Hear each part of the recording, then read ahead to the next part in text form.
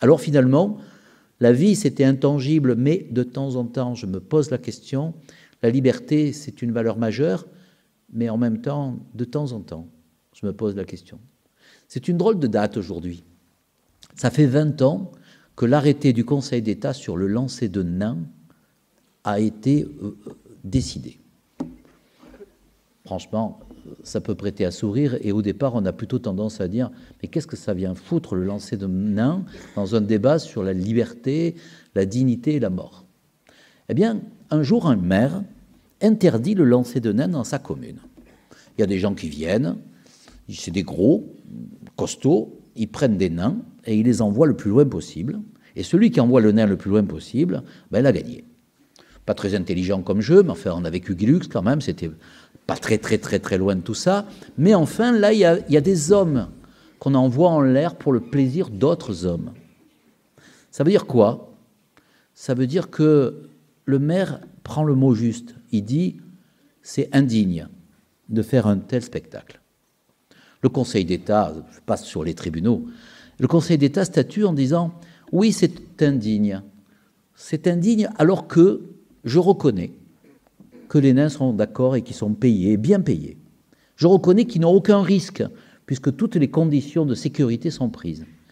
Mais on n'a pas le droit d'altérer sa propre personne et donc sa dignité pour une décision individuelle. Et au nom de la dignité humaine, cette personne n'a pas le droit de participer à ce spectacle. C'est intéressant parce que c'est la première fois que dans le droit français, de manière importante, le Conseil d'État, on dit que la dignité est supérieure à la liberté. Non, vous n'avez pas le droit non plus de vendre votre rein à la sortie. Imaginez, à la sortie, il y a une énorme Rolls, avec un monsieur à l'intérieur. Imaginez, on est en 2050. Le monsieur, qui est un riche russe, chez moi, c'est les Russes qui sont riches. Donc, voilà. Donc, il vous dit, je viens de pirater votre code génétique et je vous achète votre rein. Et vous dites, non, mon rein, il n'est pas à vendre, donc passez votre chemin, monsieur. Puis vous rentrez chez vous, l'ordinateur, vous tapez néphrectomie, ablation du rein. Risque 0,01. Même pas le risque de la route de Draguignan sous la pluie. Et puis vous tapez encore un peu plus et vous dites survie des gens qui n'ont qu'un rein, équivalente ou supérieure à ceux qui en ont deux. Ça, c'est un biais statistique, c'est que ceux qui, généralement, donnent leur rein à leurs enfants pour les sauver, ben, c'est qu'ils sont en excellente santé, et donc c'est le biais statistique. Mais enfin, votre vie n'est pas amputée. Bon, ben vous vous dites, j'aurais peut-être dû parler aux Russes. Et puis il téléphone et il vous dit, je vous achète votre rein à 1 million d'euros. Vous dites, risque pas grand, longévité la même, et puis le temps que vous réfléchissiez, il dit 2 millions d'euros. Franchement, les Lucéens sont costauds, parce que moi, à 2 millions d'euros, les Antibois, ils font comme ça, voilà. Et pourquoi vous ne pouvez pas le faire? Vous ne pouvez pas le faire parce que vous ne pouvez pas altérer au nom de votre liberté, et pourtant c'est votre corps, eh bien vous ne pouvez pas vendre votre rein parce que vous ne pouvez pas marchandiser votre corps, et que votre dignité est au-dessus de votre liberté. C'est choquant quand on y pense. Ma liberté est entamée par quelque chose, mais par quelque chose qui me dépasse, qui nous dépasse, et qui nous relie. C'est l'humanité. Alors, qu'est-ce que disait la loi de 2005 dans ce contexte? Elle essayait de trouver un équilibre et de se frayer un chemin entre le droit à l'autonomie, le droit à dire « je veux », et puis le droit à la vulnérabilité, le droit de dire « nous te protégeons ».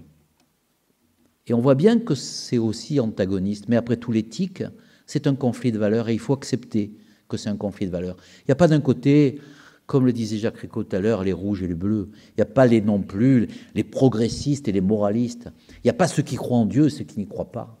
Il y a simplement une réflexion, une interrogation, je dirais presque une inquiétude, quelque chose qui nous sort de notre tranquillité parce qu'il nous sort de nos certitudes et qui dit vulnérabilité, autonomie. Vulnérabilité, c'est celui qui est fragile et je le protège malgré lui, comme le nain, comme celui qui arrive à l'hôpital en ayant voulu mourir. je le protège malgré lui. Et puis, autonomie. Autonomie, ça veut dire, je n'ai pas tout droit sur toi uniquement parce que tu es vulnérable, et je ne peux pas uniquement parce que je pense mieux, parce que je sais mieux les choses, je ne peux pas décider tout à ta place. Et voilà le conflit. Et donc la loi de 2005, elle dit des choses un peu simples, elle dit « je t'abandonnerai pas, je te laisserai pas souffrir, je te prolongerai pas de manière anormale ». Et quand vous dites ces trois phrases, elles sont faciles à dire. Et c'est des phrases d'engagement assez classiques du médecin vis-à-vis d'un malade. « Je t'abandonnerai pas », non. C'est pas parce que je peux pas te sauver que je vais t'abandonner. Et c'est pas parce que je peux pas te sauver que je vais pas te soulager. Je te laisserai pas souffrir, c'est plus compliqué. Parce qu'en fin de vie, et en toute fin de vie, on se pose aussi la question de se dire, est-ce que la souffrance est légitime? Et si j'enlève la souffrance, est-ce que je risque pas de raccourcir la vie? Eh bien, la loi 2005 dit que la qualité de vie prime sur la durée de la vie et que l'on doit calmer la souffrance, quelle qu'elle soit, même si cela doit raccourcir la vie. Même si. Même si, en français, ça veut bien dire ce que ça veut dire. Ça veut dire même. Ça veut dire que ce n'est pas ma volonté de raccourcir la vie. Mais je prends ce risque parce que ma volonté, c'est d'abolir la souffrance. Et le si, il n'est pas inutile parce qu'en réalité, je n'en sais rien si je raccourcis la vie. Peut-être je la rallonge, peut-être je la raccourcis. Les médecins soins palliatifs nous apprennent aujourd'hui que enlever la douleur et la souffrance de quelqu'un qui est conscient lui allonge la vie. Et donc, je n'en sais rien. Mais en tout cas, j'ai un devoir de la société transmise à la médecine dans les circonstances, qui consiste à dire, mon engagement, c'est je ne te laisserai pas souffrir. Et puis, je ne te prolongerai pas de manière anormale. Quand est-ce que c'est normal de s'acharner et quand est-ce que ça n'est plus normal de s'acharner? Le texte dit qu'il ne faut pas faire les traitements inutiles, c'est assez juste, disproportionnés. Est-ce que c'est utile de faire une chimiothérapie à une semaine d'une mort probable, alors que cette chimiothérapie peut avoir des inconvénients, faire vomir, rendre instable? Pour gagner quoi? 1 heure, 1 jour, peut-être rien. Et donc, peser la proportion de l'acte que l'on fait, non pas parce qu'on ne doit pas faire l'acte uniquement parce qu'on sait le faire. Tout ce qui est scientifiquement et techniquement possible n'est pas forcément humainement souhaitable. C'est ça, cette humilité qui s'introduit à l'intérieur et qui dit peut-être il y a un moment où il est sage de s'arrêter. Et dans le texte, on parle de l'obstination déraisonnable, parce que l'acharnement thérapeutique, j'en parlais tout à l'heure, je trouve que c'est pas mal, hein, qu'on s'acharne. Enfin, moi, je suis cardiologue et réanimateur, Dieu sait si je me suis acharné à sauver des vies dans ma vie, et finalement, je ne regrette pas. Je pense que un certain nombre de patients ne le regrettent pas non plus. Mais pour autant, il y a un moment où on se dit, est-ce que la situation dans laquelle je me trouve, et je reviens à la situation de tout à l'heure, même si elle est douloureuse et d'actualité, en disant, si je ne pense plus, et que je ne penserai plus jamais, et si je ne peux plus parler à l'autre, de quelque façon que ce soit, parler, ça veut dire communiquer à l'autre, est-ce que cette vie n'est pas une vie artificiellement prolongée? Et déjà en 2005, on écrivait que l'obstination déraisonnable, c'est aussi des traitements qui n'ont pas d'autre but que le seul maintien artificiel et biologique de la vie. Aujourd'hui, on se retrouve à faire une loi de 2015. Et pourquoi donc? On pourrait, de façon un peu rapide et caricaturale, dire que la majorité a changé, que le président de la République avait pris un engagement qui s'appelait l'engagement 21. L'engagement 21, c'était de dire que tout adulte, toute personne, a le droit à avoir un accompagnement médical en fin de vie pour terminer sa vie dans la dignité. Je ne rentrerai pas sur le mot dignité. Il a des interprétations un peu comme la liberté qui, quelquefois, chante plus qu'il ne parle et évoque des choses différentes au sein de nos pensées.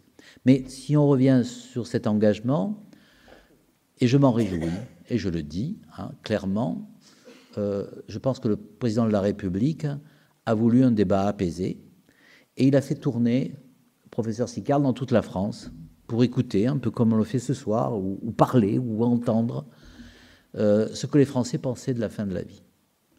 Et puis ensuite, il a demandé à tous les comités d'éthique et à un panel de citoyens de réfléchir au sujet. Puis ensuite, il a demandé au Conseil national d'éthique de faire un rapport global dans ce qui pensait être consensuel et ce qui ne l'était pas. Dans ce contexte-là, quelle est la conclusion? Elle n'est pas très bonne.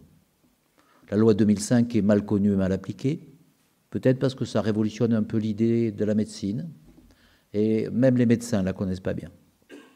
La deuxième idée, c'est que encore on meurt mal en France, on meurt avec souffrance, et dans les dernières heures de la vie, il y a 12 à 15% de nos concitoyens qui ont des douleurs physiques insupportables et non calmées. 80% des gens qui s'étouffent ne sont pas calmés. Et donc ce constat alarmant a fait proposer qu'on travaille dans deux domaines. Le domaine de dormir avant de mourir pour ne pas souffrir et le domaine d'être mieux entendu. Et comme nous avons une médecine un peu performante qui nous permet de survivre alors qu'on ne peut plus s'exprimer, de faire en sorte qu'on puisse écrire ce que l'on veut avant d'être dans cette situation et que cette situation soit entendue, que ces vœux, que cette volonté soit entendue. Dormir avant de mourir pour ne pas souffrir. Oui, moi je ne suis pas choqué par cette idée. Je dirais même que finalement c'est déjà un devoir du médecin. Le médecin devait déjà dire « je ne te laisserai pas souffrir ». Et si le malade dit « ne me laissez pas souffrir », est-ce que ce n'est pas un droit qui est en face d'un devoir? Et au fond, le fait de dire « ben oui, chacun d'entre nous, s'il est à la fin de sa vie et qui souffre malgré un traitement qu'on a mis en place et qui dit « on arrête tout et maintenant vous m'endormez et vous me laissez tranquille », est-ce que ça n'est pas un vœu qui correspond à une situation qui, dans notre tête, nous dit, eh bien, un jour, si ça se trouve, eh bien, je dormirai, et dans mon sommeil, comme le vieillard de centenaire dont on parlait tout à l'heure, la mort viendra me prendre, et je partirai face à ma famille de manière sereine et apaisée. C'est donc le texte de 2015. Et vous avez bien compris que ce texte, il essaye de trouver et de continuer à trouver l'équilibre entre la vulnérabilité de la personne et en même temps son autonomie. Nier la vulnérabilité d'une personne, c'est nier toute solidarité. C'est plus parler au nom de nous, c'est parler qu'au nom de je. C'est dire, c'est mon choix. Mais c'est oublier que mon choix, il implique l'ensemble d'une société. Et que le jour où on dit, eh bien, telle personne, parce qu'elle a tel handicap, elle a le droit à mourir, ça veut dire à toutes les personnes qui ont cet handicap, qu'ils ont peut-être, ils sont peut-être incités à le faire. Le jour où on dit, comme en Suisse, ben, lorsqu'on est là de la vie, lorsqu'on a beaucoup vécu et qu'on a envie de mourir, eh bien la société vient et vous donne la possibilité de mourir. C'est séduisant d'ailleurs. Mais quand on y réfléchit, est-ce que dans une société qui est toujours tournée vers le rentable, vers l'efficace, vers la performance, vers la jeunesse, vers la force, le jour où on dit, quand vous êtes trop vieux, vous pouvez mourir parce que la société va vous donner la mort, est-ce que ce n'est pas une autre façon de dire, bah, vous voyez bien que vous êtes inutile. Et peut-être que c'est la raisonnable de partir ainsi. Et vous voyez comme s'imbrique et s'intrique la volonté individuelle et les valeurs d'une société. Et comme quelquefois elles peuvent s'antagoniser. Alors, effectivement, oui, il y a une éthique de la vulnérabilité contre une éthique de l'autonomie. Est-ce que nous sommes capables de mettre le curseur au juste milieu et de faire en sorte que l'on respecte à la fois l'un et l'autre? Parce que ne pas respecter l'autonomie des personnes, c'est aussi une atteinte à leur dignité. Dire parce que tu as fait un accident cérébral, je décide de tout à ta place. Parce que tu as un début de maladie d'Alzheimer, c'est moi qui décide de tout à ta place. Ne pas faire émerger au fond de la vulnérabilité cette autonomie qui est aussi ma marque de dignité, c'est aussi nier l'humain, c'est aussi nier la dignité.